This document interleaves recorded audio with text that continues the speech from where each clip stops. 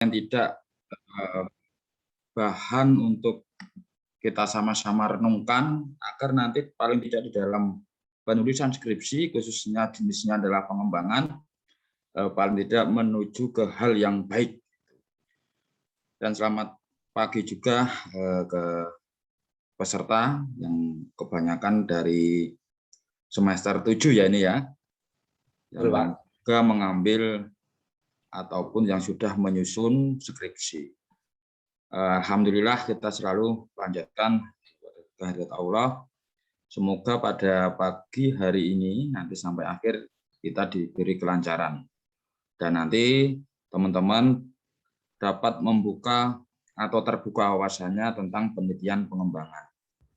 Nah, perlu disadari bahwa penelitian pengembangan ini kadang-kala kita akan ditantang kepada suatu hal yang baru, entah itu memunculkan suatu produk. Nah, produk ini macam-macam, tidak hanya media pembelajaran, bisa juga nanti bahan ajar, LKS, terus nanti juga RPP itu juga bagian dari produk. Nah, hal-hal tersebut yang kita nanti akan kita kembangkan lebih lanjut. Silabus itu juga bagian dari produk juga.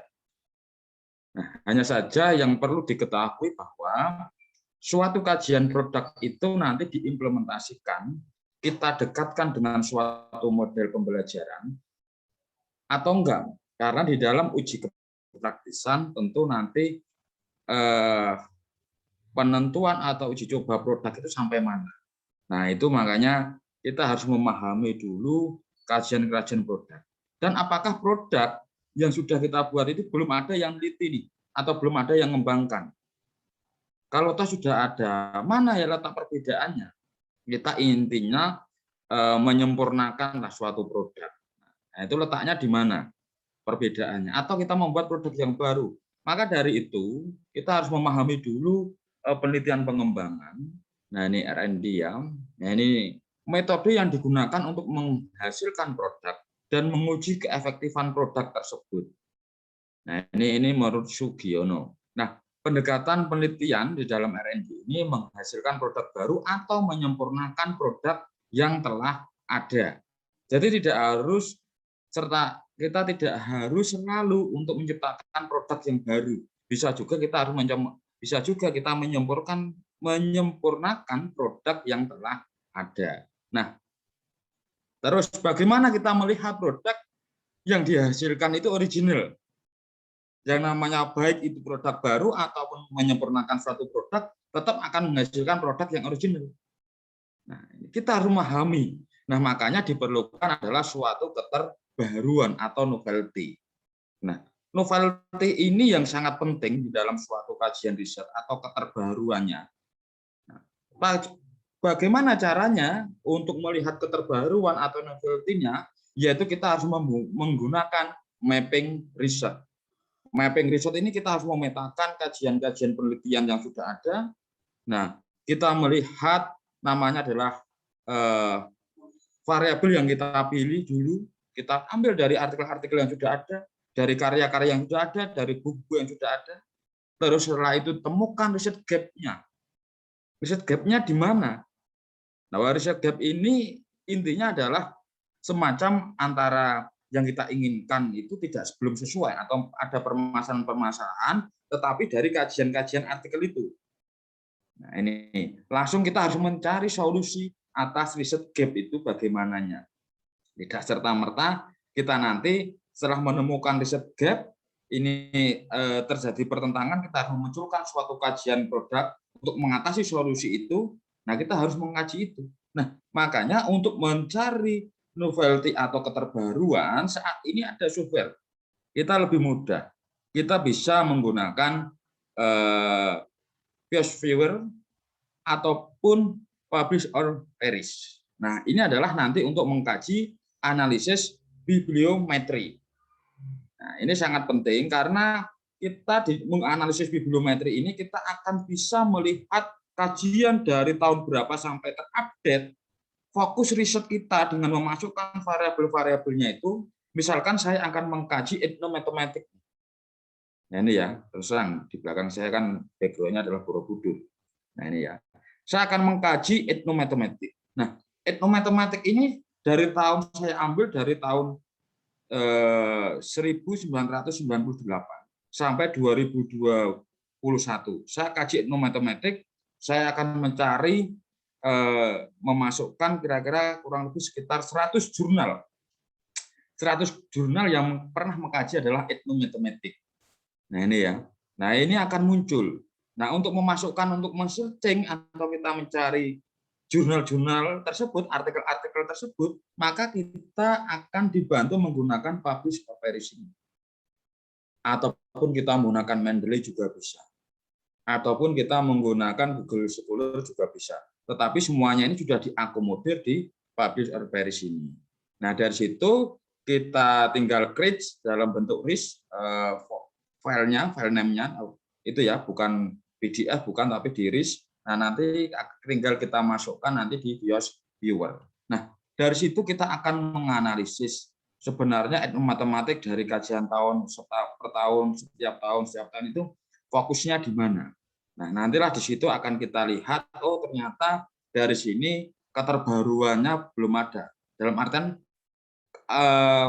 kajian yang akan kita bentuk itu belum ada. Makanya ini yang disebut dengan novelty, keterbaruan. Nah, ada juga untuk melihat mappingnya, ini dilihat dari judul-judul riset. Ada. Teman-teman bisa mencari, tinggal kita memasukkan keyword-nya ini secara online menggunakan salah satu ya, menggunakan wish mapping ini atau Scapel. Nah, ini bisa juga. Nah, ini biasanya mengkaji artikel-artikel dilihat dari judulnya. Nah, nanti akan terfokus kajian kita ini sudah pernah dikaji atau kita judul kita yang akan kita untuk membuat skripsi ini yang akan kita kaji ini sudah ada yang mengkaji belum. Nah, kalau sudah letak perbedaannya di mana? Nah, itu ya, makanya di dalam tinjauan pustaka ini juga bisa melihat itu. Nah, cukup mudah. Kalau tidak ya kita selamanya nanti kita tidak akan tahu sudah pernah dikaji atau belum pernah dikaji, apakah sudah dikembangkan atau belum, nanti kita belum pernah tahu. Nah, inilah yang saya sebut dengan analisis bibliometrik itu. Nah, ini ya. Misalkan ini adalah variabel-variabelnya. Kenapa kok ini kok ada macam-macam ini? Ini ya, ada tahap, sekolah dasar dan sebagainya, Boenkel, terus data berbasis ini harusnya. Nah, di dalam BIOS Viewer ini sebenarnya kita bisa mendelete variabel-variabel yang tidak ada hubungannya. Nah, ini ya. Nah, ini adalah etnomatematik. Artinya warna-warna ini menandakan kajian riset. Kalau warna kuning ini adalah kajian riset dalam tahun-tahun terakhir ini. Dalam 5 tahun terakhir ini, memang kebanyakan kalau model penelitian, maaf ini bukan ini ya, model penelitian itu lebih banyak condong ke lebih banyak condong ke EDI daripada condong ke Bokengal. Nah ini ya, ini adalah kita bisa lihat bahwa kajian-kajian kita, penelitian-penelitian kita, terutama penelitian pengembangan dari teman-teman ini lebih mengedepankan model daripada model yang dicanangkan oleh Bokengal. Nah ini adalah menjadi salah satu kenapa kok EDI? Padahal EDI itu kan model pengembangan paling sederhana. Nah makanya besok saya harapkan teman-teman itu nanti lebih condong ke Bokengal. Ada 10 langkah itu ya. Nah dari situ, kalau EDI kan hanya ada 4 langkah, 5 langkah gitu kan. Nah ini dari situlah nanti kita bisa melihat salah satu model pengembangan yang saat ini ataupun lebih banyak itu di mananya. Dan kajiannya, nah ini ada yang menampilkan seluruh dasar, ini akan muncul. Oh ini seluruh dasar ini, dari sini ada beberapa kajian. Nah ini adalah analisis bibliometrik. Kita tinggal memasukkan, kita mau mencari dari 10 artikel pun bisa. Dari 1000 artikel pun bisa. Yang mendukung tinggal kita nanti sortir dari beberapa langkah-langkah itu bisa kita lihat variabel-variabel yang tidak ada kaitannya. Nah itu bisa juga kita kita delete. Nah ini, dan kebanyakan dari sini adalah produk. Nah produk ini wujudnya apa tidak spesifik. Nah ini adalah yang saya sebutkan tadi dengan mapping riset menggunakan waste mapping. Nah, ini secara online. Nah, dari sini kita bisa melihat judul-judul artikel atau karya-karya penelitian yang sudah pernah dilakukan. Tinggal kita masukkan aja keyword-nya tentang apa. Nah, kalau dalam hal ini saya kemarin saya memasukkan yaitu mengenai model-model atau pengembangan ya, pengembangan nanti apa saja yang sudah itu. Nah, di sini banyak, ada pengembangan bahan ajar, dari pengembangan model-model juga ada, pengembangan perangkat pembelajaran, banyak ya, perangkat itu juga ada, bahan ajar juga, pengembangan buku juga ada. Nah, itu ya.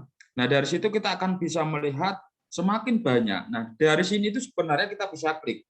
Misalkan kita berbicara pengembangan model latihan, model bimbingan, atau model pengembangan alat bantu atau sebagainya, kita klik di sini, nanti akan ada semacam artikel-artikel yang temanya yaitu berkaitan dengan ini. Nah, di sini seberapa? Misalkan kita akan mengaji tentang ini, sudah berapa karya yang sudah pernah dilakukan kajian risetnya tentang itu. Nah, ini ya. Nah, dari sini kita akan kelihatan, misalkan hasil belajar ini berapa sih artikel yang sudah ada di sini, kita bisa melihat di sini. Dan kita bisa mendownload juga. Dan kita bisa membaca artikelnya juga. Nah, dari situ kita tentu akan memahami bagaimana keterbaruan ini yang paling penting saya utamakan adalah keterbaruan ini.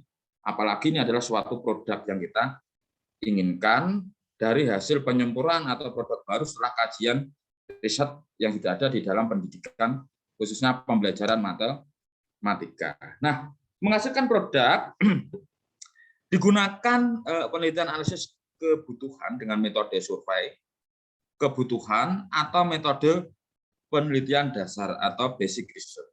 Nah, sebenarnya teman-teman untuk melihat kajian-kajian produk ini tidak serta-merta kita ini kan menggunakan survei. Nah, lebih banyak sekarang ini kita akan melakukan kajian. Jadi teman-teman bisa juga, saya juga masih belajar mengenai literatur systematic review. Jadi itu adalah kita akan melihat ataupun mereview artikel-artikel yang nantinya akan kita konstruksi nanti menjadi tugas akhir kita. Disitulah kita bisa melihat novelty-nya, melihat karya-karya yang mendukung, kita semacam analisis ataupun analisis kualitatif ya dengan pendekatan literatur systematic review atau systematic literatur review, mohon maaf, SLR ya. Nah, dari situ kita akan menghasilkan atau melihat semuanya. Nah, oleh karena itu kajian-kajian semacam itu perlu kita canangkan agar ketika kita akan melakukan riset, apalagi kita akan melakukan suatu pengembangan suatu produk. Nah, ini harus saya tuntut nih. Sudah banyakkah Anda membaca kajian-kajian artikel? Atau hanya jenengan cuma melihat satu artikel, satu skripsi, terus tiba-tiba Anda memunculkan suatu produk itu.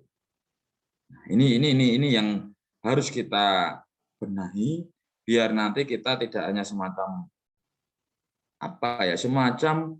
penelitian pengembangan itu asal saja yang penting memunculkan suatu produk, tetapi kita tidak bisa melihat novelty-nya seperti itu. Nah, ini adalah menguji keefektifan.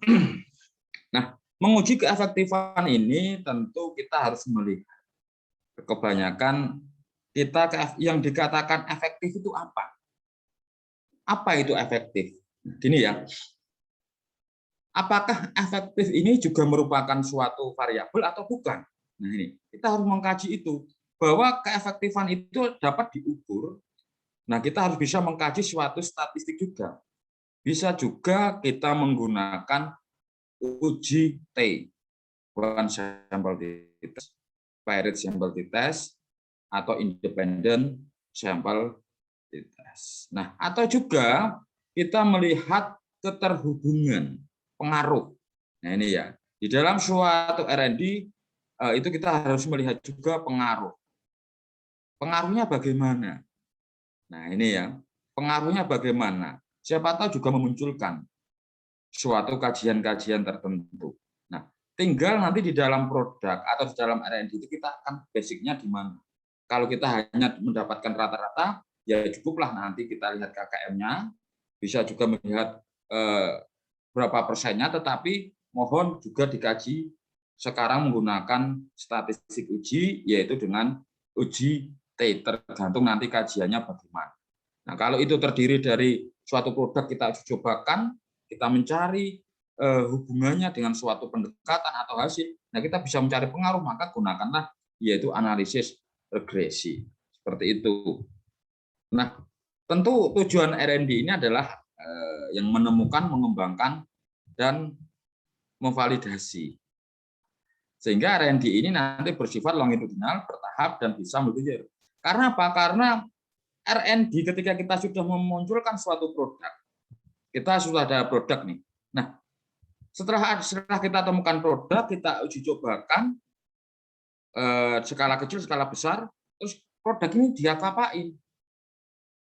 Apakah cukup berhenti di situ? Maka kita diseminasikan, kita presentasikan, kita sosialisasikan, dan itu nanti akan disebarkan secara luas, sehingga bertahap dan bisa multi-year ini adalah dalam kajian R&D itu yang disebut dengan longitudinal. Produk ini harus bersifat longitudinal, R&D ini bertahap dan bisa bertahun-tahun kita kaji terus, hampir sama seperti kita menggunakan HP juga, handphone. Nah, semua bertahun-tahun kita kaji, ada pengembangan, ada namanya dari uji coba, kita laptop juga sama seperti ini. Sebenarnya adalah R&D seperti itu. Nah, ini adalah produk R&D dalam dunia pendidikan, dapat meningkatkan produktivitas pendidikan yang berkualitas dan relevan dengan kebutuhan. Nah, jadi gini, R&D ini kalau kita lihat dari Global 4 ya, bahwa tujuan dari pendidikan matematik ini tentunya adalah kita harus menghasilkan siswa, atau siswa harus mampu untuk berpikir kritis. Ya kan? Harus berpikir kritis, terus di situ juga ada komunikasi. Nah, terus kemampuan pemecahan masalah juga. Critical thinking itu juga penting, yaitu ya di situ.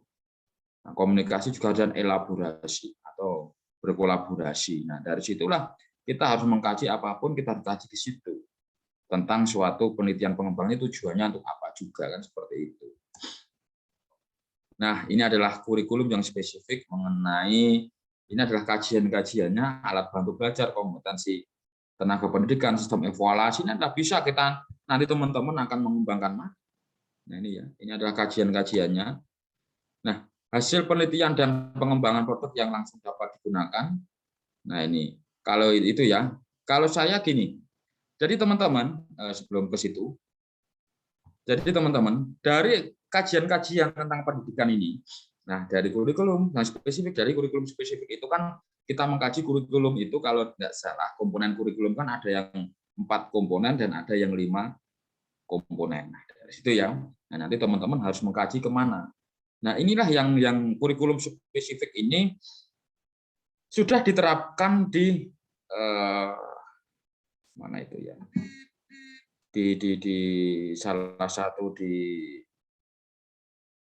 pulau ya, di Amerika itu, sehingga dia memunculkan namanya adalah program studi etnomatematik, kalau nggak salah di mana itu, saya agak lupa itu. Nah, di situ ada S1, S2 program studi matematik, di situ ada kurikulum spesifik tersendiri.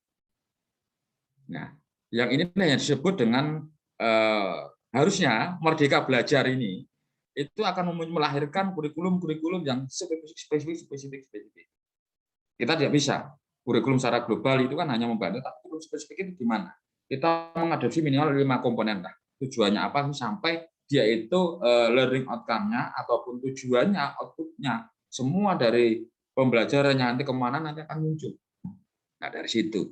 Nah, terus dari metode mengajarnya bagaimana, software-nya harus update bagaimana, dan sebagainya. Ataupun kita nanti bisa juga melihat kompetensi, sistem evaluasinya, asesmennya, kita mengembangkan asesmen, buku ajar, modul, dan sebagainya. Nah, nanti ini adalah suatu kajian-kajian contoh.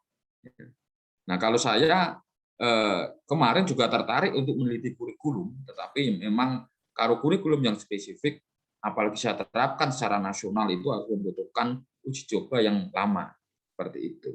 Nah, tetapi kalau teman-teman nanti juga akan membentuk suatu kurikulum yang spesifik, nah nanti ini adalah yang menarik, ini adalah yang masih kita kembangkan, yaitu kurikulum di salah satu tempat pengabdian kita, yaitu di SMK Asrafiyah itu, karena tempat mereka juga mengadopsi Merdeka Belajar. Nah, dari situ apa sih pendidikan matematik disampaikan seperti apa? Nah, sebenarnya itulah yang kita sebut dengan kita membuat kurikulum yang spesifik itu di situ. Kita menggunakan 4 komponen, goal-nya di mana? Kita mempelajari matematik itu di mana? Siswa tidak hanya mampu secara teoritis, apa secara praktis bagaimana? Nah, disitulah yang kita teliti mengenai kurikulum yang spesifik, kaitannya yang diterapkan di sekolah-sekolah menengah kejuruan. Nah, itu ya. Nah, tahapan R&D menurut Paul Engel, nah dari sini ini adalah research and informing collecting dari studi literatur, juga ada dari pengukuran kebutuhan, penelitian skala kecil, merumuskan kerangka kerja penelitian. Jadi teman-teman, di dalam suatu penelitian sebelum awal kita harus paling tidak adalah studi literatur, ataupun kita menggunakan studi kasus yang bersifat mini studi kasus, ya kita kaji di sekolah, kita lihat observasi dan sebagainya, kita teliti juga, ataupun kita membaca artikel-artikel yang sudah ada, bisa menggunakan yang tadi saya sebutkan, kita cari novelty-nya, keterbaruannya. Bisa juga nanti setelah itu kita akan mengkonstruksi dengan menggunakan fishbone. Nah, ini ya.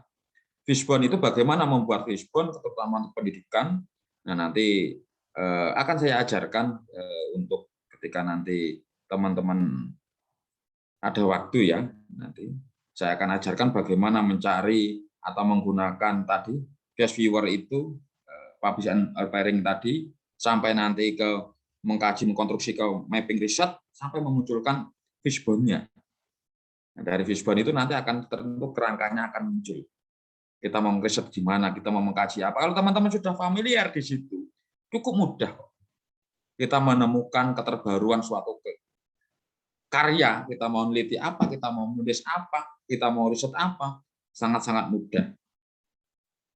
Dan kita akan teliti apa setiap tahunnya, kita berkembang teliti apa, nanti akan kita berkembang terus. Cukup mudah karena kita menggunakan analisis bibliometrik itu nanti akan mudah, ataupun mapping riset itu kita akan mudah. Terus kita planning, yaitu menyusun rencana. Saya katakan desain langkah-langkah tadi menggunakan fishbone kalau saya ya. Nah, menggunakan fishbone itu juga menyusun itu planning. Baru kita develop preliminary. Nah, dari situ pengembangan yang masih berbentuk permulaan dari produk yang akan dihasilkan atau menghasilkan yang saya sebut dengan prototype. Nah, dari situ ya kita akan memunculkan suatu prototype. Dari fishbone planning ini kan semuanya ada, langsung kita dampaknya dari fishbone apa, efeknya apa. Kita memunculkan yaitu namanya adalah prototype di situ. Nah, kalau planning itu kalau kita menggunakan di fishbone itu di ekornya itu yang kita sebut dengan sumber-sumber dan sebagainya tadi, literatur, karya-karyanya atau materialnya yang sudah ada, kita rencanakan bagaimana, langsung muncul efeknya bagaimana. Dari situlah kita akan melihat atau mendapatkan namanya adalah prototipe-nya. Dari situ. Nah, tahapan R&D menurut Boen kali ini, dari sini kita uji coba awal skala terbatas. 1 sampai 3 sekolah, 6 sampai 12 subjek. Nah, yang menjadi pertanyaan adalah ketika kita uji coba skala kecil atau uji coba terbatas, bagaimana penentuannya? Kita hanya mengkaji, misalkan ada 4 rombel di sekolahan tersebut di kelas 8 misalkan SMP yang ada 4 rombel nih. Dari 4 rombel itu satu kelasnya ada 30, berarti kan ada 120. Kita hanya mengambil 6 sampai 12 subjek. Nah, bagaimana kita mengidentifikasi yang digunakan itu bagaimana? Nah, makanya di dalam penelitian ataupun kita coba suatu karya atau suatu produk yang dihasilkan, pemilihan 6 sampai 12 ini kita harus hati-hati. Tidak hanya serta-merta kita mengambil siswanya yang pinter-pinter semua, tetapi ambillah yang dilihat dari nilainya itu ada yang baik, dan dilihat dari nilainya, saya katakan itu ada yang kurang, di bawah KKM. Ambillah, karena di dalam suatu produk kita tidak semuanya apalagi skala besar, kita tidak memandang orang-orangnya. Dia itu pinter atau enggaknya, nilainya bagus atau enggaknya. Ya sama kita menggunakan handphone. Apakah perusahaan handphone itu juga memandang yang pakai harus pinter-pinter semua? Kan tidak. Semua lapisan masyarakat, asalkan mampu beli kan, semuanya bisa dipelajari. Nah, hampir sama ketika kita menguji coba skala kecil, tolong besok harus kita kaji, dilihat dari nilai rata-ratanya, cara menentukannya harus muncul. Dilihat dari rata-rata nilainya bagaimana, per itemnya nilainya apa, di short berapa nilainya sampai memunculkan berapa orang, benar nggak dia ini? Jangan-jangan yang diambil yang pintar semua. Nah, besok itu harus kita lihat analisisnya sampai segitu. Baru setelah itu dikatakan baik, baru kita perbaikan. Tetapi sebelum diuji coba tentu beberapa langkah kita dengan validasi dan sebagainya itu. Nah, baru uji coba utama 5 sampai 15 sekolah membutuhkan 30 sampai 100, bisa juga lebih nantinya seperti itu. Nah, dari perbaikan hasil uji coba, nah nanti kita ke uji apa namanya, dari itu kan kita sebenarnya mengkaji namanya adalah prototipe-nya juga. Perbaikan hasil coba utama, habis itu kita uji validasi terhadap model operasionalnya. Nah, ini ya, uji validasi. Nah, perlu diketahui bahwa uji validasi ini bisa membutuhkan 10 sampai 30 sekolah, 40 sampai 200 subjek. Nah, ini apabila nanti dari hasil-hasil validasi ini diartikan kita sudah di lapangan ya, kita mencoba cobakan. Ataupun kita nanti bisa juga melihat dari validator, orang yang memvalidasi. Tetapi di sini adalah perlu dicatat, ini adalah kita uji coba di lapangannya. Jadi membutuhkan ini juga setelah dicoba di lapangan, kita juga masih perlu memvalidasi untuk mencapai produk akhirnya. Nah, ini dissemination and implementation, yaitu menyebarluaskan suatu produk, mengkomunikasikan dan mensosialisasikan teman, ini yang saya katakan tadi, bahwa suatu produk dari hasil penelitian R&D tidak berhenti ketika kita sudah selesai. Produk selesai, dicobakan skala besar selesai, kita disemelkan selesai. Kita menyebarluaskan lagi. Nah, seperti itu. Nah, kalau menurut Tondora dan Marel, nah sini ya. Nah, ini kita lihat tujuannya menyusun suatu alat untuk siapa yang akan mengaplikasikan. Apakah model cocok dilaksanakan saat ini? Mencari dukungan sponsor dan mengembangkan komunikasi, studi teori, dan studi model. Ini adalah basic dari situ ya. Nah, dari situ kita akan menyusun plan the methodology, kita akan menyusun suatu metode, identifikasi the model, kita mengidentifikasi model, dan kita meng-create-nya. Ini ya, yaitu pengumpulan data, mengidentifikasi unsur, prosedur, dan juga tujuan, baru kita menerapkan suatu model. Menguji model apakah sesuai kebutuhan atau tidak. Nah, karena model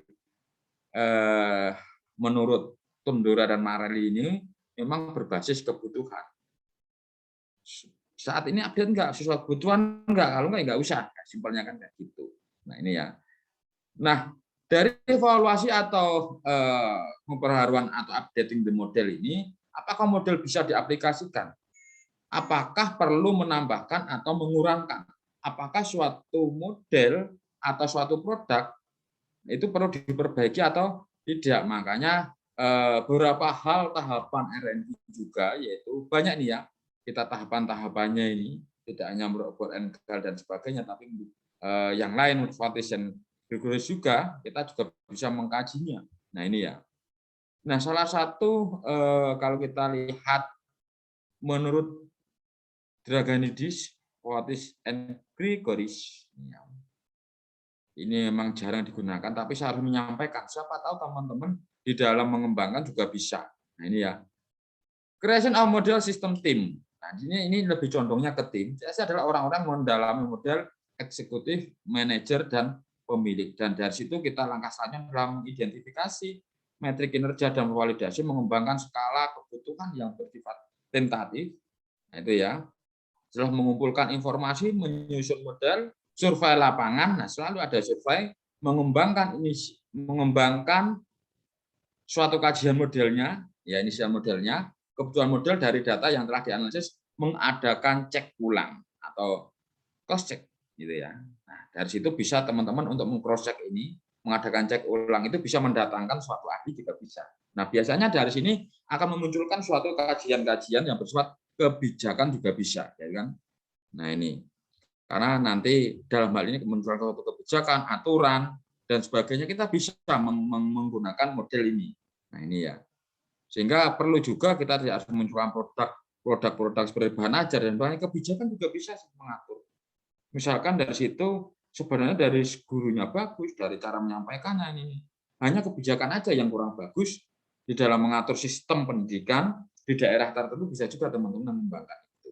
Nah, jadi itulah ya berbagai macam hal-hal yang harus kita lakukan, yaitu bisa juga kita mempersortiran model, melaksanakan validasi untuk mendapatkan jadi suatu kebijakan atau sistem kita juga perlu dicoba. Banyak tanggapan enggak? Banyak respon enggak? Banyak komentar enggak? Nah, baru untuk kita lakukan validasi ataupun pengukuran lagi. Seperti kalau yang seringnya adalah Pak Nanang itu menurunkan SK. SK-nya harus dicoba. Bagaimana responnya? Mahasiswa bagaimana banyak yang berontak atau tidaknya? Baru kita menyempurnakan. Itu ya.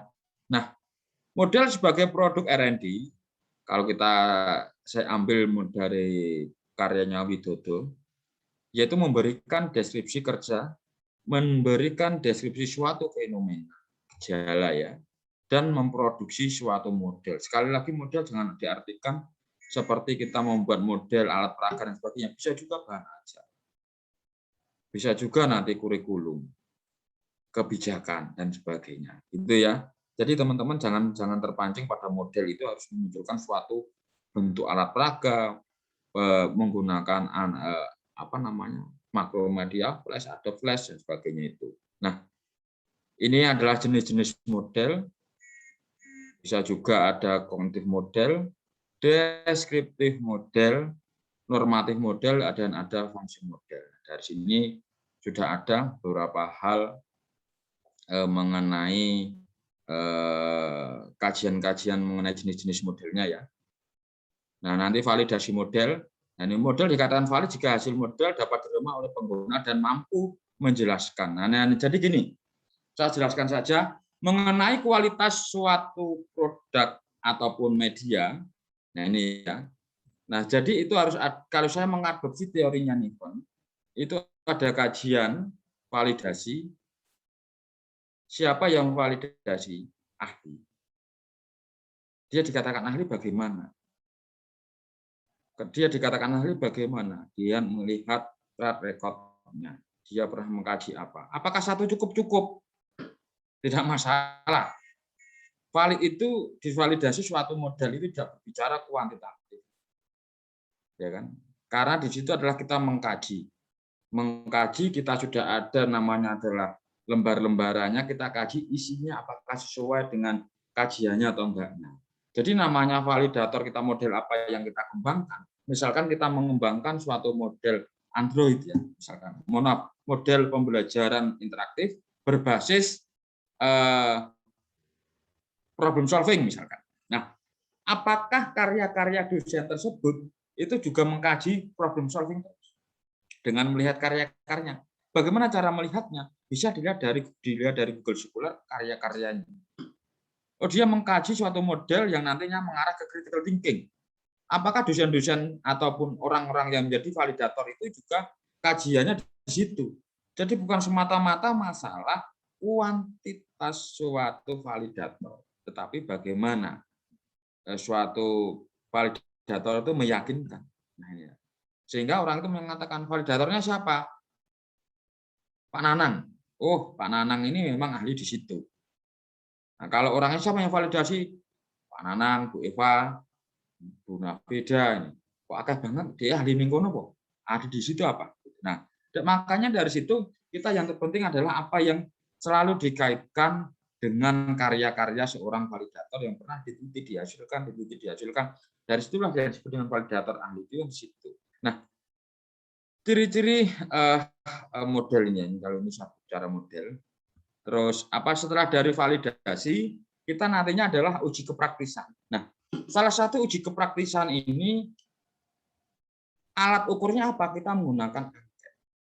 angket yang ditujukan ke siswa mengenai suatu produk yang kita hasilkan. Tetapi jika itu dikaitkan dengan pembelajaran, misalkan pengembangan model pengembangan model kreatif problem solving. Nah, itu kan berkaitan dengan pembelajaran. Nah, ini ya. Otomatis ada angket khusus tentang pembelajaran atau angket keterlaksanaan pembelajaran. Ada angketnya tentang keterlaksanaan pembelajaran dengan model yang kita buat tadi, yang kita kembangkan tadi, sesuai enggak dengan pembelajarannya. Nah, dari situlah ada 2 angket itu di dalam uji kepraktisan. Nah, setelah itu ada uji keefektifan. Nah, yang sudah saya katakan tadi, uji keefektifan itu bisa nanti menggunakan salah satunya yaitu dengan uji kemaknaan, yaitu bisa menggunakan uji T, statistik ujinya uji T, dan keterhubungan antar variabel, dan nanti bisa juga menggunakan dikaji dengan pengaruh variabel tersebut dengan uji regresi. Dari situlah nanti akan muncul yang dikatakan apa itu efektif. Tidak serta-merta misalkan kita itu menulis di dalam suatu rumusan masalah. Apakah pembelajaran model creative problem solving itu efektif? Nah, ini ya, efektif terhadap kemampuan pemecahan masalah. Di dalam tujuannya yaitu untuk mendeskripsikan creative problem solving, ya ini kan, efektif terhadap kemampuan pemecahan masalah. Nah, yang itu kan yang bukan menjadi tujuan, sebenarnya adalah yang dikatakan efektif itu apa? Ya kan? Maka di dalam tujuan itu harus spesifik dong. Tidak hanya kata-kata efektif muncul lagi. Apa? Untuk mendapatkan apa sehingga itu dikatakan efektif. Sehingga teman-teman harus memahami apa sih yang dimaksud dengan keefektifan di situ. Paling tidak setelah mendapatkan gambaran itu. Nah, mungkin itu Pak Nanang. Nanti kita lanjut diskusi saja. Terima kasih. Monggo Pak Nang. Wah, sangat ya Pak. Baru kali ini juga saya tidak beranjak dari depan layar untuk mendengarkan apa yang disampaikan oleh Pak Nuryadi. Ini nggak tahu ya teman-teman ini bisa menyerap atau enggak gitu. Kalau karena menurut saya ini untuk para dosen ini ya, kalau mahasiswa itu ya mudah-mudahan juga bisa menyerap ini mahasiswa kita. Baik teman-teman, ada pertanyaan? Monggo silakan tentang penelitian dan pengembangan. Ini penelitian dan pengembangan yang sesungguhnya ya, kayak gini gitu ya. Memang agak ya panjang gitu, apa namanya prosesnya gitu. Kalau biasanya kan cuma cepat gitu ya. Monggo silakan, ada yang ditanyakan dari teman-teman. Silakan dari teman-teman angkatan 2017 atau yang lainnya, Mas Dika, atau dosen pun boleh bertanya. Mbak Nafida, Bu Nafida, Bu Melania, atau yang lainnya silakan. Jadi banyak sekali apa yang disampaikan Pak Nur tadi. Yang pertama tentang R&D gitu ya. Mungkin pengetahuan kita atau frame di pikiran kita bahwa R&D itu harus memulai dari produk baru, nah, ternyata tidak. Apa yang disampaikan beliau tadi itu bisa memperbarui gitu ya. Jadi produk yang sudah ada mungkin kurangnya apa, kita lakukan riset terhadap kekurangan tersebut, lalu dilakukan pengembangan, memperbarui, menyempurnakan dan lain sebagainya. Intinya tidak harus dengan produk yang baru. Maksudnya kadang kita kan terhambat karena nyiptain apa ya, nah, sehingga mentok di situ, tidak bisa nyiptain apa-apa. Padahal tidak harus nyiptain apa, tapi mungkin menyempurnakan atau memperbarui produk yang sudah ada. Tadi dianalogikan dengan HP misalnya. Dulu HP hanya bisa SMS, hanya bisa telepon. Sekarang sudah diperbarui. Itu melalui tahap juga R&D. Contohnya seperti itu ya. HP-nya tetap bentuknya itu HP. Dulu awal mula mungkin penemuan HP gitu ya, telepon, HP. Nah, sekarang bisa video call, bisa layar sentuh dan lain sebagainya. Mungkin teman-teman di sini tidak jumpai itu HP yang sifatnya bukan layar sentuh gitu ya, tapi layar pencet gitu. Oh, layarnya nggak dipencet, tapi tombol pencet. Gitu. Nah, itu ya banyak sekali. Terus untuk software, nah, jadi tentang apa ya keterbaruan tadi bisa dilihat gitu ya. Nanti mungkin juga bisa ditanyakan teman-teman. Software banyak ada apa tadi saya agak lupa viewer gitu. Itu untuk melihat face viewer. Jadi apa saja yang sudah dilakukan penelitian. Tentunya itu yang pasti sudah diupload di jurnal-jurnal sehingga bisa terekod gitu ya Pak Nur ya. Nah, itu apa saja yang sudah dilakukan, pembaruan apa saja yang sudah dilakukan. Lah, Anda mestinya memperbarui yang belum ada di situ, ya. Gampangnya seperti itu, gitu kan. Nah, itu bisa dilihat ternyata. Karena sekarang kan kita, yaitu tadi, karena pikirannya menciptakan, dan mungkin tidak tahu juga, ini sesuatu yang baru menurut kita, Pak Nur. Jadi, saya juga baru tahu, mungkin Mbak Nafida juga baru tahu, teman-teman yang lain di sini juga tahu, gitu ya. Ini sekolah S3 hanya beberapa hari aja sudah bisa seperti ini ya, apalagi sampai lulus nanti mungkin bisa menjelaskan banyak hal lagi ini ya.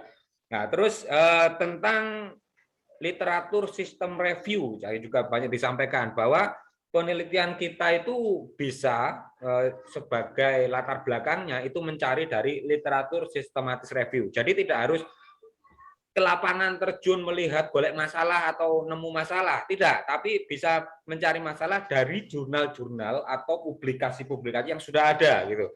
Ternyata ini kurangnya di sini ya, itu bisa menemukan masalah di sana. Itu juga bisa nanti teman-teman tanyakan gitu ya. Kalau benar-benar mendengarkan pasti banyak pertanyaan teman-teman itu pasti. Nah, terus tentang keefektifan, terus produk R&D apa namanya itu juga ya tadi itu mengalami pembaruan tiap waktu. Monggo itu sekedar pemantik dari saya. Silakan bertanya teman-teman kalau ada yang belum jelas. Saya kira banyak yang belum mengerti. Harus bertanya ini harusnya. Kalau nggak bertanya ini pasti ada sesuatu teman-teman. Silakan. Mas Ardika, Mbak Sevina, Mbak Titik, silakan. Mbak Wiwit Sumukar, Elda. Paham atau belum ini teman-teman ini? Ayo silakan bertanya. Ini jarang-jarang ya kita menemukan sesuatu hal yang baru seperti ini gitu ya. Biasanya bersifat pengulangan. Silakan. Masa harus saya paksa melihat buka layar ini biar benar-benar mendengarkan atau enggak ini? Jangan-jangan cuma tampilan foto aja. Mas Ardika buka mic, silakan bertanya Mas. Ya, baik. Sebelumnya Bismillahirrahmanirrahim. Assalamualaikum warahmatullahi wabarakatuh. Selamat pagi Bapak Ibu dosen. Ya, sebelum saya bertanya, saya ucapkan terima kasih kepada Pak Nur, Pak Nanang, Mbak Nafida atas materi yang telah disampaikan pada pagi kali ini. Ini sangat bermanfaat. Nah, saya izin bertanya Pak mengenai validasi ahli, media, dan juga materi. Apakah di model pengembangannya berbeda ya? Misalkan ada 4D, ada Bock and Gall, ada ADI. Nah, itu apakah jumlah dari validatornya ini ditentukan gitu Pak, berdasarkan dari model-modelnya itu Pak. Terima kasih. Baik, terima kasih Mas Ardika. Pertanyaannya simpel dan jelas saya kira. Banyak sekali model pengembangan, itu apakah ada standarisasi khusus atau mereka menyetandarkan sendiri-sendiri Pak tentang jumlah validator ahlinya Pak. Tadi kata Pak Nur tadi kan satu cukup gitu ya. Ya makanya dikatakan ahli itu satu cukup. Kalau banyak tadi kan, nah ini ahli bener atau enggak kan seperti itu. Monggo silakan Pak Nur. Oke, baik. Terima kasih Pak Nanang. Jadi betul yang dikatakan Pak Mas Dika ya, bahwa validasi itu apa sih yang divalidasi? Sebenarnya adalah validasi instrumen validasi. Terus ada validasi materi dan validasi produk ya. Nah, dari situ atau media atau produk lebih condongnya ke produk karena kalau media kan lebih spesifik biasanya identik ya. Kalau produk apa yang dihasilkan. Nah, dari situ sebenarnya kalau kita mau mengkaji satu pun ahli nggak masalah. Atau nanti Mas Dika mau menggunakan baik itu model pengembangannya apapun namanya validasi itu kalau sama, tidak ada perbedaan. Yang terpenting bagaimana suatu kajian itu sebelum kita gunakan layak digunakan. Tidak ada standarisasinya. Satu pun cukup. Kalau Mas Dika meragu, kita menyusun validasi, kita akan validator untuk memvalidasi instrumen validasi itu satu orang, validasi ahli materi satu orang, dan validasi ahli produk atau ahli media satu orang, 3 orang nggak apa-apa. Tidak masalah, Mas. Baik itu dengan menggunakan, jadi model pengembangan itu ini kan yang berbicara validasi adalah untuk menentukan kualitas produk yang dihasilkan. Kalau model pengembangan ada Boengal, ada EDI, dan sebagainya itu adalah kerangka awal bagaimana kita menyusunnya. Fishbone-nya itu bagaimana kita larinya. Dari alur awal itu fishbone-nya. Dari fishbone itu sebenarnya ada analisis, ada untuk menentukan kualitas produk di akhir, yaitu langkahnya adalah yaitu dengan validasi. Siapa yang validasi? Ahli. Nah, seperti itu Mas Dika. Jadi apakah bisa dikatakan Pak Nur untuk semua model ketika validasi ahli itu satu cukup, itu sudah bisa ya? Semua model ya? Ya, tidak ada perbedaan ya? Ya, hanya saja gini Pak Nanang, perlu dihati-hatikan. Karena setiap langkah di dalam sebuah model itu punya kekhususan tersendiri. Nah, semacam misalkan kita dari berkembang, kita ada masukan, dari kita uji coba kita ada masukan. Nah, kita bisa juga nanti mendatangkan ahli juga sebenarnya. Mendatangkan ahli kita untuk validasi lagi itu juga. Karena kalau namanya validasi di awal kita hanya validasi ahli materi media, kita uji cobakan, tentu kan ada masukan juga. Kita bingung masukan ahlinya, kita bisa mendatangkan ahli juga untuk perbaikan produk.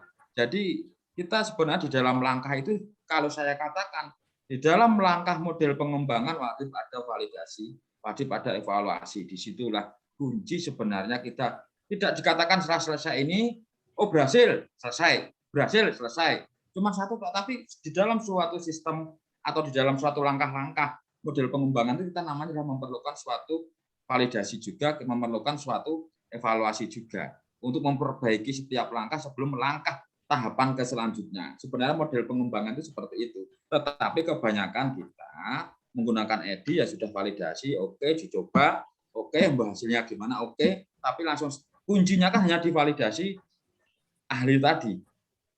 Apa revisinya, tapi kita apakah dari skala kecil, apa kita pernah menganalisis hasilnya bagaimana, perbaikannya apa, prosesnya bagaimana, hasilnya bagaimana, kekurangannya apa untuk sebelum uji coba itu kita konsultasikan ahli lagi enggak. Nah, dari situlah sebenarnya kita tidak kebanyakan.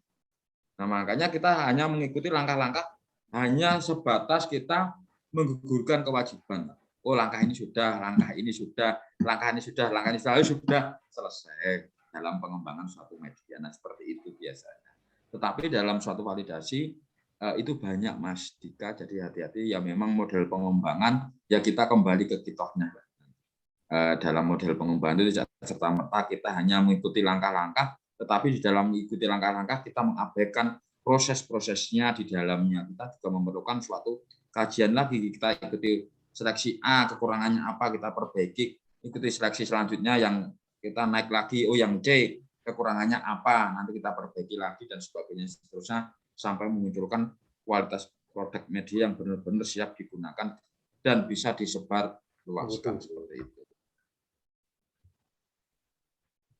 Terima kasih. Ya, terima kasih Pak Nur. Gimana Mas Ardika, sudah cukup jelas ya. Tadi yang pertama itu satu sudah cukup gitu ya. Tadi yang dijelaskan Pak Nur itu misalnya di dalam validasi, misalnya ada poin A, B, C gitu ya. Misalnya ya, saya analogikan mungkin bisa agak lebih jelas. Misalnya ada poin A, B, C. Nah, itu diserahkan kepada validasi. Nah, divalidasi oleh validasi A, validasi Ahmad misalnya, namanya Pak Ahmad. Nah, di situ ada revisi tentang poin A misalnya. Ya, Anda mencari tentang masukan dari Pak Ahmad tentang A tadi ke ahlinya A. Nah, jadi seperti itu. Memang agak panjang penjelasnya. Intinya seperti itu, Mas Dika. Tapi untuk teman-teman saya kira untuk latihan penelitian saya kira sudah oke ya. Cukup, saya kira sudah menjawab pertanyaannya satu tadi untuk validasi ahli materi, ahli media itu satu sudah cukup. Nah, seperti itu Mas Dika. Bisa ditangkap Mas Ardika? Bisa Pak, sangat jelas. Terima kasih Pak Nanang, Pak Nur. Oke, siap. Nah, ini nanti saya tanya satu-satu. Harus menyiapkan pertanyaan nih teman-teman ya. Mbak Titi, silakan bertanya Mbak Titi. Halo, apakah ada di tempat Mbak Titi? Nah, bimbingan saya tak suruh tanya pokoknya ini. Ya, silakan bertanya Mbak. Ya baik, terima kasih sebelumnya Pak Nanang, Pak Nur dan Pak Arif, Mbak Nafida yang sudah menyiapkan webinar series ini. Mungkin dari saya sebenarnya ada beberapa pertanyaan yang saya juga bingung mau mempertanyakan yang mana dulu nih, Pak. Ya, tanya aja Mungkin yang satu-satu, Pak. pertama, ya baik Pak. Nah, yang pertama mungkin terkait tadi sih Pak, yang riset gap. Nah, untuk riset gap sendiri, itu apakah misalkan nih Pak, saya menemukan dari tahun 1990 misalkan, tentang, karena saya skripsinya mengenai desain pembelajaran, mungkin dari tahun 1990 sudah ada penelitian. Tetapi setiap pasti ada perubahan ya Pak di setiap tahunnya itu. Nah, apakah dari penelitian yang saya ambil dari masa lampau sekali, apakah itu bisa saya jadikan referensi Pak? Soalnya kan pasti ada perubahan dari kebutuhan siswa, kemudian skill guru, kemudian teknologi dan sebagainya. Nah, kalau pertanyaan saya mungkin yaitu tadi, riset gap-nya itu apakah ada batasan berapa tahun, atau mungkin ada kriteria-kriteria tertentu meskipun masa lampau tapi masih bisa saya jadikan referensi. Itu yang pertama. Mungkin itu dulu sih Pak. Oke, terima kasih Mbak Titi. Sebelum ke Pak Nur, tadi saya kira langsung ditangkap oleh Pak Nur, tapi mungkin perlu dijelaskan Pak Nur, ini riset gap itu apa? Nah, itu mungkin tadi kan terlewat, nggak dijelaskan sama Pak Nur. Riset gap itu apa? Baru mungkin ke pertanyaannya Mbak Titi. Terima kasih Pak Nur. Jadi gini Mbak, saya contohkan, saya simulasikan mengenai riset gap ya Mbak ya. Ini sebenarnya Mbak Titi ini sudah memunculkan riset gap, tapi kajiannya menggunakan kajian masa lampau. Saya simulasikan dulu, namanya ada berkembang mengenai gini ya. Saya contohkan yang paling simpel dulu mengenai kurikulum. Kajian kurikulum dari tahun 84, dari tahun langsung ke 2004 KBK ya. Nah, dari kan KBK itu sudah kita jabarkan, sudah kita kaji dari beberapa macam artikel-artikel, menemukan apa untuk mendukung kompetensi dan sebagainya gini. Nah, penerapan kurikulum KBK ini apakah di saat ini terpenuhi enggak? Karena isu apa yang saat ini itu diupdate? Layak enggak? Nah, maka kita akan sebenarnya gini. Misalkan kalau kajiannya Mbak Titik tadi, kita coba condongkan saat ini. Saat ini adalah pendidikan menuju era 5.0 ya.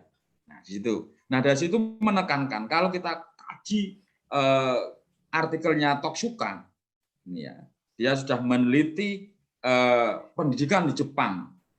Pendidikan di Jepang, dia publish di International Scopus, jurnal International Scopus, terindeks Q1, bereputasi Q1 ya.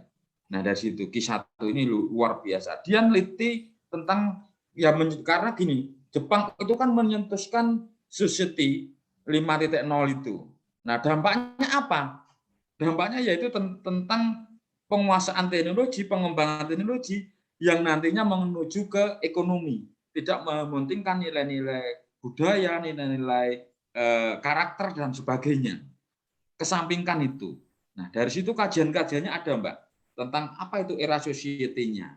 Nah, terus ada kajian juga dampak era society apa? Dampaknya apa? Adakah kajian-kajian yang mengatakan itu? Misalkan kalau dampak era society itu dengan tujuannya yaitu mana digitalisasi, literasi digital, nah itu ya, nah itu berdampak ke apa? Nanti akan lihat nilai-nilai karakter, nilai-nilai budaya suatu bangsa itu akan hilang. Jadi ada kajiannya tersendiri. Jadi ini adalah tujuan dari kita mengkaji gap-nya tujuan era society dan kita mengkaji dampaknya. Nah gitu ya Mbak ya, mengkaji kedua-duanya. Nah dari situ ada perbedaan antara dampak, antara kajian era society itu diharapkan dalam pendidikan itu apa saja, baik-baiknya terus. Terus ada kajian riset, mengenai dampaknya dari situ. Nah kita akan mencari solusinya. Nah kalau dari Mbak Titik tadi mengenai desain yang masa lampau, nah saat ini itu kajiannya apa toh Mbak? Hati-hati Mbak, kajian saat ini apakah itu masih bisa digunakan atau terlalu jauh? Maksudnya terlalu jauh itu bisa juga kajian yang Mbak Titik kaji itu, nah ini ya, tidak sesuai dan atau sudah ada pengembangannya. Nah, makanya perlu diingat bahwa kompetensi menurut Global 4 CS ini yang terpenting adalah creativity, critical thinking, communication, dan collaboration. Itu yang paling penting, Mbak. Nah, makanya kalau dikatakan apakah dari produk lama ini mau dikembangkan sesuai dengan enggak, ya coba Mbak Titi. Gap-nya itu tentukan dulu kajian dari model atau desain yang lama itu dikaji enggak dalam akhir-akhir tahun ini. Saya yakin dikaji kok. Terus dengan kaji pendidikan saat ini itu bagaimana? Sesuai enggak? Itulah sebenarnya memunculkan reserve gap. Nah, di situ Mbak. Artinya reserve gap itu seperti kita mengkaji pendidikan di era society. Apa sih pendidikan di era society itu apa saja? Tentukan karya-karyanya. Ya kan? Karya-karya banyak sekali karya-karyanya. Nah, terus setelah itu saya ingin mengkaji dampak. Maksudnya dampak itu dampak dari pendidikan era society itu apa? Di bidang pendidikan. Cari artikel yang mendukung. Ini. Sesuai enggak? Oh, ternyata kok dampaknya seperti ini. Nah, itu baru kita akan menemukan gap solusinya. Gap solusinya itu kita lihat keupdate-annya. Kita cari sesuai kajian-kajian terbaru. Kita sesuaikan enggak ini di situ. Sebagai contoh gini, Mbak. Saya mengkaji sebenarnya matematik dan budaya itu sudah disentuhkan oleh De Ambrosio. Itu adalah tahun 85 tentang matematika budaya. Nah, saat ini isu-isu matematika budaya ini ya, ini yang diharapkan tahun 85. Dan saat ini banyak karya-karya yang menghubungkan matematika dan budaya. Nah, dari situ ya. Nah, banyak mengkaitkan. Dan di situ juga dampak dari etnomatematik itu untuk memecahkan masalah, untuk mengkaitkan untuk hal-hal lain. Tetapi yang keterbaruan saya, kok cuman hanya mengkaitkan kita etnomatematika, tetapi dia tidak mengedepankan apa sih kegunaan etnomatematika sebenarnya itu? Apakah hanya mengkaitkan budaya? Ada contoh soalnya yang berkaitan dengan budaya. Apakah hanya kita mengenalkan nilai-nilai luhur? Terus untuk matematikanya sumbangsihnya di mana? Nah, makanya saya akan mencari solusi bagaimana kita mengkaji multiliterasi. Ada 6 hal tentang literasi global yang dicanangkan kan gitu. Ada literasi numeris, literasi digital. Nah, dari situ saya akan mengkaji semuanya dari situ. Nah, jadi etnomatematik itu memberi sumbangan tidak hanya mengkaitkan, tetapi dalam sisi matematikanya sendiri, tujuan pendidikan matematika tidak nyambung sama sekali. Nah, seperti itu Mbak dan Pak Nanang. Ya, terima kasih Pak Nur. Tadi sudah sedikit banyak tentang riset gap. Gap, maksudnya gap itu kalau saya apakah boleh memberi, ya sebentar Mbak Sevina.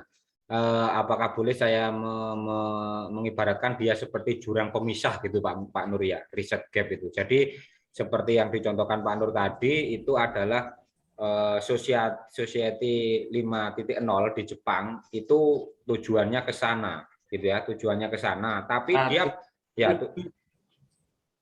tujuannya ke sana, tapi itu dilihat dari karya-karya atau artikel yang sudah ada kelompok mengkaji itu. Ya. Dan berefek ke sini, itu akan merusak budaya atau menghilangkan budaya. Padahal di Jepang itu yang budayanya harus diangkat juga gitu. Nah, di tengah-tengah di sini itu namanya riset gap gitu. Bagaimana caranya kita melakukan riset agar tujuan yang 5.0 itu tercapai dan budayanya nggak hilang. Mungkin seperti itu ya kalau mengibaratkan ya Pak Nur ya. Jadi gini Pak Nanang. Ya. Yang dimaksud gap itu adalah gap riset itu adalah kelompok-kelompok yang mengkaji riset simpelnya. Oh, ya.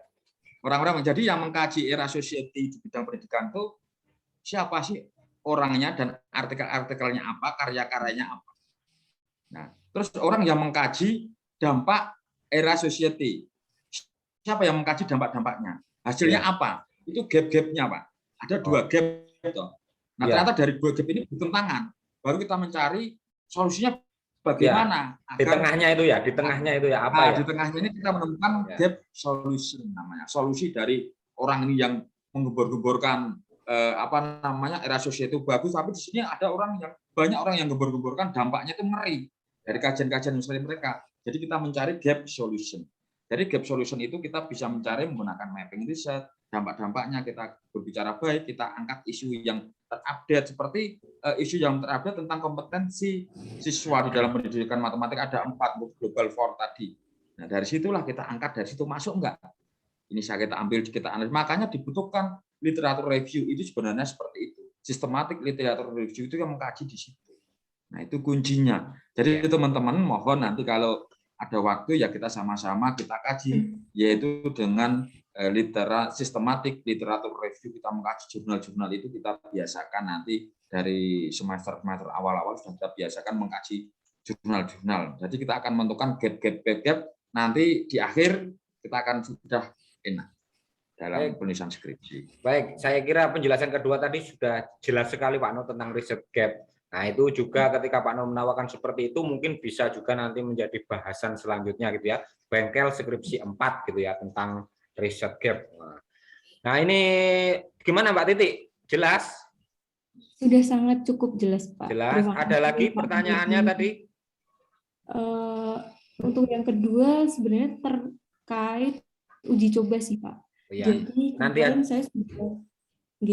Oke, nanti aja dulu ya, gantian Mbak Sevina dulu ya. Ya, disimpan. Pak. Oke. Terima kasih. Oke. Terima kasih Mbak Titi. Mbak Sevina, monggo. Baik, terima kasih Pak. Saya ingin bertanya Pak, jadi dari yang disampaikan tadi bahwa pengembangan untuk Borg Engel itu ada beberapa uji coba, itu melibatkannya banyak sekolah. Nah, tapi yang kita lakukan ini cuman di satu sekolah, itu bagaimana ya Pak? Apakah dibolehkan atau tidak, atau kita harus bagaimana? Boleh Mbak. Ya, boleh. Ya, terima kasih Mbak Sevina. Tadi langsung jawab boleh sebetulnya. Jadi gini, saya kan sudah mengatakan Mbak Sevina itu penelitian ya doktoral nantinya Pak Nur itu kalau R&D itu harus seperti itu gitu ya. Nah, masa sudah dokter menelitinya cuma satu sekolah ya diguyu nanti kan. Nah, itu kalau dokter menelitinya seperti itu Mbak. Nah, kalau S1 wah itu mungkin pertanyaannya kalau satu sekolah apakah cukup kira-kira Pak Nur? Seperti itu Pak Nur. Cukup. Perlu diingat bahwa di dalam penelitian Borg Engel itu kan sebenarnya kita kan ada 10 tahapan ya. Nah, di situ ada research and information collecting. Jadi kita mengkaji literasi studi literatur yang saya katakan tadi, mengkaji literatur untuk memunculkan suatu permasalahan yang dikaji, pengukuran untuk kebutuhan kita membuat atau mengembangkan suatu model itu apa sih yang untuk kebutuhan apa, ataupun kita juga bisa menggunakan penelitian skala kecil atau mini research. Nah dari situ kita akan memunculkan namanya adalah kerangka kerja suatu riset atau yang saya katakan adalah fishbone tadi. Nah itu untuk poin. Nah setelah itu nanti akan memunculkan nama dari suatu planning. Bagaimana kita melakukan suatu kajian riset, langkah awalnya bagaimana. Nah, di sini juga kita berkaitan dengan permasalahan tujuannya apa sih yang ingin dicapai. Itu namanya ada planning. Tujuannya apa? Dan langkah ketiga yaitu adalah develop preliminary. Nah, form of product. Jadi mengembangkan bentuk permulaan dari produk yang akan dihasilkan. Jadi itu dengan prototipe lebih condongnya. Nah, dari situlah nanti baru kita menuju langkah keempat, nanti kita uji coba lapangan awal dengan skala terbatas. Tetapi sebelum uji coba skala terbatas, perlu diingat bahwa setelah memunculkan prototipe ini, lebih baiknya kita itu sebelum uji coba ya, kita harus benar-benar bisa ke validator. Ke validator. Nah, yang saya katakan tadi, siapa yang mau validasi sebelum uji coba produk dalam skala kecil. Nah, skala kecil kita dalam satu sekolah pun bisa kok. Misalkan satu sekolah itu ada 4 rombel. Kita ambil misalkan 10. Kita ambil dari kelas A, kelas B, kelas C, kelas D, misalkan kelas 8 ya. Tetapi saya katakan mengambil 10 orang itu misalkan atau berapa ya? Atau 12 saja ya. Lebih enaknya misalkan kelas A 8A 3, kelas 8B 3, 3, 3, 3. Tetapi dari 3 orang itu mohon jangan diambil yang nilai rata-ratanya bagus. Teman-teman harus memunculkan bagaimana nilai itu juga kombinasi, ada yang bagus, ada yang tidak. Agar dalam penggunaan media atau produk yang kita hasilkan itu ya juga bisa berdampak. Kalau yang bagus semua, saya yakin dia akan meningkatkan. tetapi kita berdampaknya yang kurang aja akan merasakan nikmat enak. Sehingga nanti kalau tidak yang kesusahan dari yang misalkan rata-ratanya kurang ini, misalkan ini kita ngambil si A, si B, si C, si C ini walaupun kita uji coba skala kecil kok materinya sulit ya, saya kurang paham tentang ini. Nah itu sebenarnya perbaikan, kita perbaiki sebelum uji coba skala besar. Tetapi selama ini kita sudah berhenti. Terabas saja kita tidak melihat uji coba skala kecil hasilnya bagaimanapun, kita sudah oke langsung kita ikuti uji coba skala besar seperti itu. Cukup satu sekolah sudah nggak masalah. Seperti itu, Pak Nana. Ya, terima kasih. Dan nanti langkah selanjutnya yaitu mungkin ke lapangan-lapangan atau main produk ada revisi dan sebagainya. Terus banyak ada 10 langkah di Labuan. Terus nanti melakukan perbaikan, uji validasi terhadap model yang dihasilkan itu banyak kalau Boengal. Jadi memang muter-muter Boengal itu. Tapi memang menarik kalau saya memang lebih contohnya senang ke Boengal saat ini. Ya, makasih Pak Nur. Penjelasannya cukup jelas. Cukup satu sekolah boleh Mbak Sevina. Gitu ya, apalagi kita masih ya di strata 1, saya kira itu juga mengalami banyak keterbatasan, saya kira itu. Tapi nanti mudah-mudahan teman-teman di sini juga lanjut ke S2 dan lanjut ke S3, siapa tahu. Nah, itu harus betul-betul melakukan penelitian yang memang secara prosedur itu diakui, seperti apa yang dikatakan Pak Nur. Untuk skala kecil itu nanti ada 1 sampai 3 sekolah, untuk skala besar itu 10 sampai 30 sekolah dengan sampel yang agak banyak juga. Untuk saat ini 1 itu boleh Mbak Sevina ya. Itu kalau penelitian yang sebenarnya itu masuk pada uji coba skala kecil. Itu Mbak Sevina, kira-kira Mbak Sevina. Baik, terima kasih Pak atas jawabannya. Siap. Terima kasih. Ada lagi seperti Mbak Sevina ya, kalau bertanya lambaikan tangan tadi. Ada yang bertanya lagi? Mbak Nafida? Sebelum teman-teman nanti bertanya, silakan bertanya Mbak Nafida. Oh iya, baik Pak. Oke, silakan. Mungkin kan gini Pak, saya masih asing dengan Boengal, jadi saya kalau misalkan masih tahu ke mereka, paling ya kalian coba baca ADI. Tapi sebenarnya tahapan ADI itu juga ada tahapan bolak-balik, harus validasi, kalau nggak valid ya harus balik lagi untuk validasi ulang, kemudian harus uji coba juga kayak gitu. Cuman memang yang membingungkan di ADI adalah ketika kita harus penelitiannya gitu, karena di sana kan kurang begitu detail, sedangkan kalau Boengal itu detail, harus gini dulu.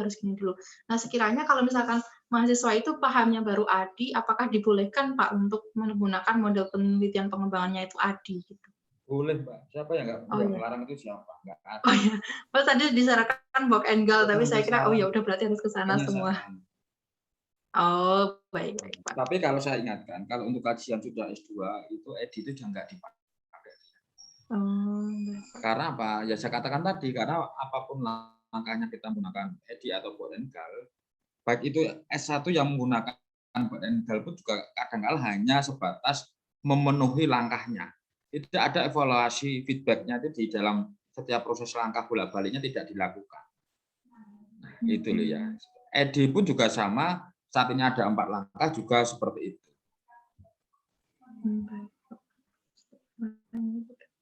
Ya, boleh Mbak Nafida ya, untuk sementara pakai EDI. Ya, itu sih. Maksudnya kita juga melihat juga, kalau secara detail, hasilnya memuaskan, dan memang lama, itu ADI, Boengal gitu ya. Nah, sedangkan yang EDI itu langkahnya memang agak sedikit dan cepat gitu. Tapi itu kurang terperinci nantinya. Tapi untuk sementara saat ini sebagai latihan saya kira kata Pak Nur tadi. Silakan teman-teman yang lain, ada pertanyaan? Halo.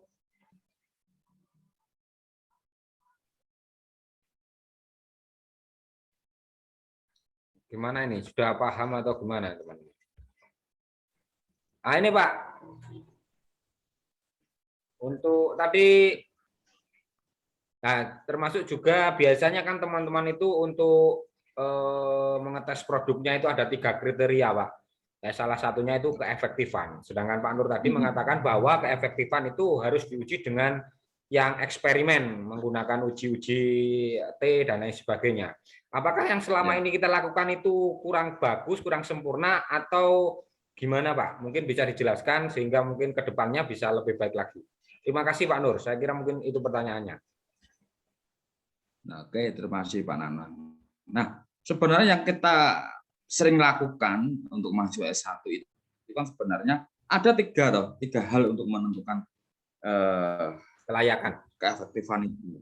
Nah ini ya, kalau kita bisa kadang-kala kita hanya melihat Y-nya atau variabel yang akan kita teliti itu, apa meningkatkan hasil belajar atau enggaknya, hanya kita katakan itu tuntas. Ya kan, tuntas. Nah, kita lihat definisi ketuntasan itu melihat seberapa banyak yang tuntasnya itu.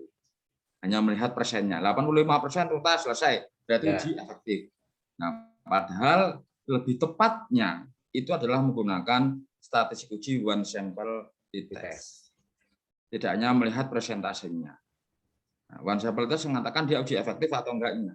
Seperti itu. Nah, bisa juga kita nanti juga akan membandingkan jika dia itu nanti ada dua variabel, kita bandingkan Y1 apakah lebih berbeda atau enggaknya dengan Y2, apakah kalau kita nanti melihat untuk meningkatkan, kita hati-hati karena untuk meningkatkan atau enggaknya. Kalau meningkatkan sebelum dan sudah harus kita kaji juga. Nah, itu menggunakan paired sample test. Nah, seperti itu. Jadi kata-kata di dalam keefektifan di bab 3 itu harus hati-hati penting. Nah, setelah itu juga kalau kita mengkaji ditinjau dan sebagainya untuk meningkatkan, kita harus pakai uji pengaruh. Pengaruhnya bagaimana? Kita bisa menggunakan analisis regresi. Nah, jadi untuk keefektifan itu hati-hati tidak hanya semacam kita nanti menggunakan persentase juga, tetapi lebih tepatnya kita menggunakan statistik uji dan harus memunculkan suatu hipotesa di bab 3 seperti itu. Jadi saya katakan efektif nanti di tujuan kita sebutkan efektifnya itu di mana. Apakah nanti lebih besar sesuai atau dengan mencapai kriteria ketuntasan, apakah di efektif itu berpengaruh atau bagaimana. Jadi definisi keefektifan itu sesuaikan di situ. Di tujuan harus spesifik. Tidak boleh hanya dikatakan efektif, lebih efektif. Nah, efektifnya itu posisinya di mana? Nah, jadi kita tidak membingungkan di awal. Ternyata tiba-tiba kita katakan efektif, kok munculnya hanya berwujud yang tuntas atau yang tuntas dalam capaian KKM itu hanya bersifat persentase saja. Hati-hati di situ. Jadi kita perbaiki pelan-pelan. Saya pun juga masih belajar. Kita sifatnya sharing saja apa yang saya kaji itu juga berdasarkan beberapa referensi dan beberapa karya juga. Nah, mohon ya nanti teman-teman sama-sama kita perbaikilah demi penelitian yang baik seperti itu dan yang sesuai dengan jalannya seperti itu, Pak Nanang. Siap. Ya, terima kasih. Itu nanti sebagai apa ya acuan teman-teman juga. Saya kira di sini banyak yang pengembangan.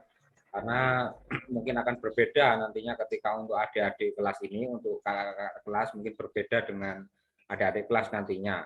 Jadi yang keefektifan mungkin nanti kalau memang uji keefektifannya hanya untuk pencapaian KKM, itu diperjelas di depan untuk hanya sebatas pada pencapaian KKM tersebut gitu ya.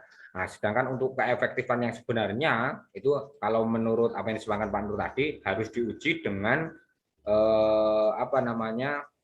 uji eksperimen. Jadi seperti itu kira-kira. Silakan ada yang bertanya lagi teman-teman. Wah, sudah siang ini ya. Kalau saya paksa nanti tambah siang nanti. Ya, kalau ada lagi mungkin bisa ditanyakan lebih lanjut melalui, karena kita hanya satu keluarga, mungkin bisa melalui Japri, WhatsApp dan lain sebagainya, dan bimbingan gitu. Apalagi kalau bimbingannya Pak Nur bisa langsung bertanya kepada Pak Nur. Seperti itu kira-kira. Saya calling terakhir. Apakah ada pertanyaan teman-teman? Jelas? Nggak ada? Kalau nggak ada, tolong Mbak Nafida, silakan. Oh ya Pak, mau nanya nih, tapi jangan sampai ya Pak. Kita kan misalkan sudah studi pendahuluan di kelas 7 gitu. kita sudah studi pendahuluan, kita sudah menyiapkan instrumennya, tapi mungkin ada suka dukanya kita sesuatu itu kita nggak tahu terjadinya gimana gitu kan Pak.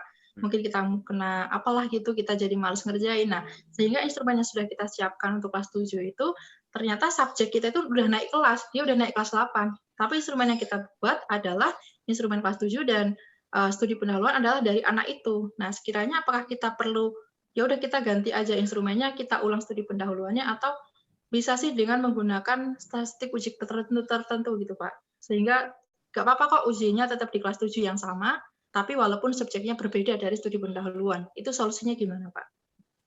Ini banyak terjadi Pak Nur. Mungkin ya. jawab. Oke, benarnya saya jawab. Ini tidak ada semua riset ya, tidak hanya model pengembangan. Jadi gini, kalau berdasarkan kajian beberapa buku, ya ada beberapa buku ya. Nah ini terus dari beberapa artikel juga gini Mbak. Makanya kelemahan studi pendahuluan yang berbasis di kelas itu ya seperti itu Mbak. Itu salah satu dulu. Apapun penelitiannya. Nah itu ya. Kalau kita di bab 1 pendahuluan kita didasarkan pada observasi saja di lapangan pada kelas itu. Apalagi itu dikaitkan yang kita observasi itu adalah ditujukan untuk penerapan suatu model atau jenisnya adalah classroom action research, penelitian tindakan kelas. Tidak boleh. Nah, instrumen yang kita sesuaikan harus sesuaikan di kelas itu. Tetapi kalau dengan kajian literasi dengan berbagai macam, nah observasi ini bersifat mendukung, gitu ya, bersifat mendukung. Nah itu bisa juga diperbaiki. Kita lihat RPP-nya, RPP atau tujuan saat guru mengajar itu target dari materi ini apa? Masih update enggak instrumen kita? Nah ini ya, masih update enggak? Masih bisa digunakan tidak? Jangan-jangan tujuannya sudah berbeda, Pak. Yang saya khawatirkan itu bukan hanya sebatas materi pelajarannya saja, tetapi tujuannya. Kalau di kita adalah CPMK-nya sudah berbeda. Loh, ngapain kok kita membuat instrumen, membuat materi, apa yang mau kita teliti, mau kita terapkan, tujuannya sudah berbeda. Tidak sebatas kita menyampaikan materi juga nih, seperti itu loh. Makanya kalau kita tidak agar suatu materi atau instrumen yang akan kita cobakan, sesuaikanlah CPMK, sesuaikanlah tujuannya di dalam RPP-nya itu. Kadang langkah jeleknya itu kadang memaksa perubahan RPP. Kita memaksa perubahan RPP. Nah, padahal kita ngaji ini kan tidak semata-mata hanya membuat RPP, tapi kolaborasi dengan guru yang membuat. Nah, seperti itu. Kalau kita maksa yang terjadi kasus itu karena apa? Ya karena siswa atau seorang mahasiswa yang akan meneliti itu kadang-kadang memaksa membuat RPP sendiri, tidak koordinasi dengan guru. Sehingga tahapan-tahapan di lapangan itu akan menjadi kacau. Kalau kita sering riset betulan, kita ke sekolah, kita RPP-nya kita bimbingkan ke situ. Kira-kira bagaimana penerapannya, bagaimana, kasus seperti itu tidak akan terjadi. Karena kadang kita hanya dipaksa membuat, setelah itu tiba-tiba kita ke sekolah, kita menyodorkan, ini loh instrumen saya, ini RPP saya. Loh, itu sudah loncat. Makanya diperlukan planning itu penting, Mbak. Fishbone itu penting. Makanya langkah awal dalam suatu riset itu memerlukan suatu kajian fishbone. Kapan kita akan target? Kapan kita akan sesuai itu tanggal berapa, apa bulan apa, kita membentuk apa, sampai apa target kita sampai bulan apa kita sudah selesai, seperti itu. Jadi memerlukan suatu kajian fishbone, Mbak Nafida, seperti itu. Sebenarnya kalau masalah-masalah itu adalah banyak terjadi karena ya memang sebenarnya seorang peneliti itu ya memang harus benar-benar merencanakan apa yang sudah direncanakan dituangkan dalam fishbone itu. Seperti itu. Itu kan hanya masalah timing sih sebenarnya. Tetapi dalam masalah timing dengan jarang berkolaborasi dengan guru, nah itu imbasnya seperti itu. Ditambah lagi hanya kajian di awalnya, dia penelitiannya hanya berdasarkan observasi, studi pendahuluannya. Nah itu ditambah lagi di situ. Kalau kita ngaji beberapa artikel, kita menemukan kajian-kajian literasinya, kita ngaji literasi saya yakin tidak akan. Dengan catatan tetap sifatnya adalah kolaborasi. Karena tantangan pendidikan masa depan adalah bersifat kolaborasi. Tujuan pendidikan matematika. Nah, itu Pak Nana. Mbak Nafida. Jelas ya? Terima kasih banyak Pak. Sudah jelas. Baik, terima kasih. Ada pertanyaan? Tidak ada? Ini kalau mau foto on cam enggak ini teman-teman? On cam. Tolong dibuka kameranya teman-teman, minimal sebelum kita akhiri kita melihat teman-teman ada di depan kamera. Ya, kalau kabarnya kalau di perkuliahannya Pak Nur itu kalau kuliah itu selama kuliah itu kameranya harus dibuka gitu ya. Tapi kita memaklumi ya, mungkin teman-teman ini kuota dan lain sebagainya sehingga tidak apa-apalah tutup kamera. Tapi untuk akhir tolong dibuka kameranya. Kita beri waktu persiapan, mungkin ada yang nggak pakai kudung dan lain sebagainya, silakan. Nah, silakan on cam teman-teman. Ya, ya. Titik, Sevina, Sylvia, Julia, Elda, Wiwit, Siti, Arsita. Yuk, biar cepat. Nah, ini kasihan teman yang sudah on cam lama ini ya, kayaknya on cam itu menakutkan gitu ya. Oh, itu anaknya Mbak Arsita ya? Mana, Pak? Oh, itu ya. Nangis anaknya itu sambil ngomong nih. Luar biasa ini itu. Sevina, Wiwit, Sevina, Wiwit, Temi, Yati, Elda. Ayo kasihan itu Mbak Arsita itu gendongnya biar tidak terlalu lama. Tolong dibuka camnya. Mbak Nafida kok nggak muncul? Mbak Nafida, FKIP itu Pak, di FKIP itu Pak. Nggak pakai FKIP. Oh, iya.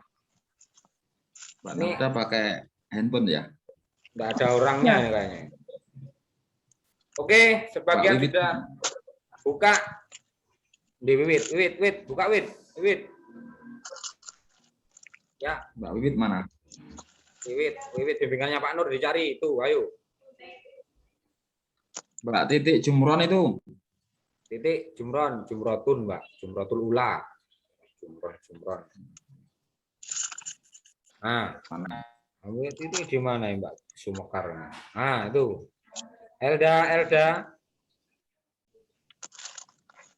Temiati. Oke, bagus. Terima kasih. Saya kira sudah banyak yang on cam ya. Tolong kalau diminta on cam segera karena mungkin teman yang lain itu buka on cam sambil ngomong dan sebagainya, kasihan kalau gendongnya terlalu lama. Oke, kita foto 1, 2, 3. Sudah. Terima kasih teman-teman sudah kita ambil gambarnya. Mudah-mudahan apa yang kita dapatkan pada pagi hari ini bermanfaat, bisa dimanfaatkan untuk seterusnya karena ini bukan hanya untuk S1, S2 tetapi langsung juga bisa untuk S3 juga. Ini. Terima kasih Pak Nuryadi sebagai materinya sangat luar biasa pada pagi hari ini, kita berikan apresiasi setinggi-tingginya. Terima kasih Mbak Nafida sudah menyelenggarakan oh ya, daftar pegawai Mbak, daftar hadirin Mbak. Dan mungkin nanti di-share di grup Mbak biar apa sudah ada Mbak, tinggal ngisi ya? Oh, belum. Nah, itu. Sudah, Pak. Daftar hadirnya tolong diisi ya. Setelah acara juga nggak apa-apa, tolong diisi daftar hadirnya. Itu saja dari saya sebagai moderator bawa acara. Apabila ada kesalahan, saya mohon maaf sebesar-besarnya. Sekali lagi terima kasih Pak Nur, terima kasih Mbak Nafida, teman-teman dosen yang gabung, terima kasih teman-teman sudah meramaikan. Billahi taufiq wal hidayah. Wassalamualaikum warahmatullahi wabarakatuh. Saya live, tolong ditutup grupnya Mbak Nafida pertemuannya. Terima kasih Pak Nana, Mbak Nafida dan semuanya. Yuk, terima kasih Pak Nur. Terima kasih Pak. Pak Nana. Ya, bentar.